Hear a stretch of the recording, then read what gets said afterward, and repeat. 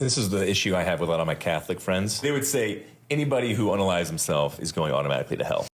So apparently Stuart Connectly says that Catholics apparently believe that if somebody kills themselves, that means they're automatically going to hell. So I just want to clarify, as Catholics, we don't teach this. The Catechism does not teach this.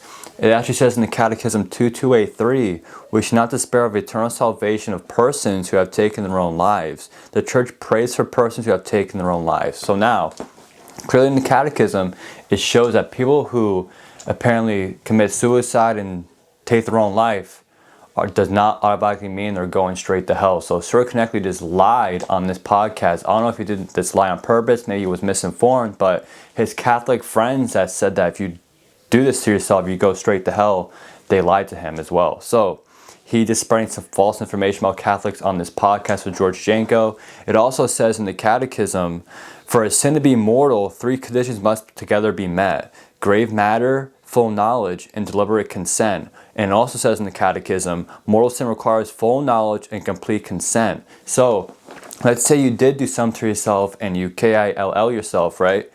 And you didn't know it was a sin, that wouldn't qualify as a mortal sin because you didn't know it was a sin, right? You didn't have full consent and full knowledge. So this just shows if you do that to yourself, and let's say you're mentally impaired as well, you have full consent and full knowledge if you're mentally impaired because you didn't have the right psychological mindset to make that decision. So if you don't fill out the 3 boxes, you won't have a mortal sin, and that would count as a venial sin. And if you have a venial sin, that means you're not cut off from God's grace, because a mortal sin cuts you off from God's grace. But I just showed you guys from the Catechism that KIL yourself does not mean you're going straight to hell. And Stuart Connectly unfortunately lied on this podcast.